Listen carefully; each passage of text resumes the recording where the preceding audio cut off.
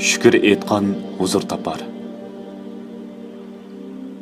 Peygamberimiz bir kechisi namoz o'qib o'tib, shu qadar yig'lab ketdiki, soqolidan sirg'igan yoshlari ko'ksiga, hatto yerga tomchiladi. Buni ko'rgan Hazrati Oyisha onamiz hayronlik bilan: "Ya Rasululloh, Alloh sizning burunqi va keyingi butkul gunohlarini mag'firat qilayotgan tursa, yana nemishqa yig'layotdilar?" deb so'radi. Peygamberimiz sallallohu alayhi va sallam bundoq javob berdi: "Shukr qilgan bandalar qatoridan bo'lmaymanmi?" Buxoriydan. Aziz mu'minlar, Peygamberimizning ko'z yoshlarida yushiringan shukr qilingan yaxshilikning qimmatini bilish, yaxshilikka go'zallik bilan javob qaytarganlikdir. Namozning ma'nosiga yushiringan shukr moddiy va ma'naviy butkul ne'matlarning asli egasining Alloh taolo ekanligini bilishdir. Bandaning tilida doim bo'lgan shukr bo'lsa, Allohga ko'nglidan itoat qilib, gunohlardan uzoq turish bilan birga ne'matga minnatdor bo'lishdir. Janobi Alloh Baqara surasining 102-oyatida mundoq deydi: "Meni toat ibodat bilan yod etinglar. Meni yod etsanglar, men sizlarni savob berish bilan, mag'firat qilish bilan yod etaman. Menga shukr qilinglar, noshukrlik qilmanglar."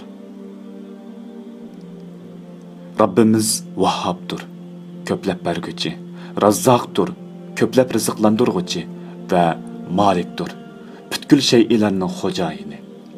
Cho'ng kichik, boy kambag'al, kuchlik ojiz har inson faqat uning bergan imkon va ikromi soyasida hayotini davomlashtirdi. Bu haqiqatni bilish va mol-mulk egasi bo'lgan Allohga shukr etish mu'min bo'lishning kam bo'lsa bo'lmaydigan talablaridandir. Mu'min Rabbiga bo'lgan minnatdorligini butun vujudi bilan his qiladi, ifodalaydi va amaliyotda ko'rsatadi. Qalbi bilan shukr qiladi. Rabbini har doim ko'nglida yod etib, uningga qarzdor ekanligini biladi. Tili bilan shukr qiladi. Rabbini har vaqt maqtash bilan aslaydi. Badani bilan shukr qiladi. Qo'lini, tilini, ko'zini, quloqini yaxshi ishlarga ishlatib, har turli yomonliklardan yiroq tutadi.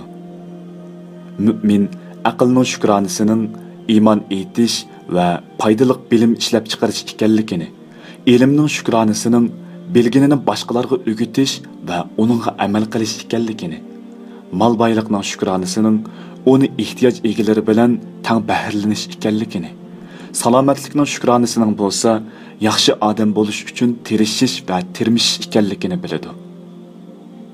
Payg'ambarimiz sallallohu alayhi va sallam: "Kishilarga rahmat etishni bilmagan kishi Allohga shukr qilmaydi" deydi.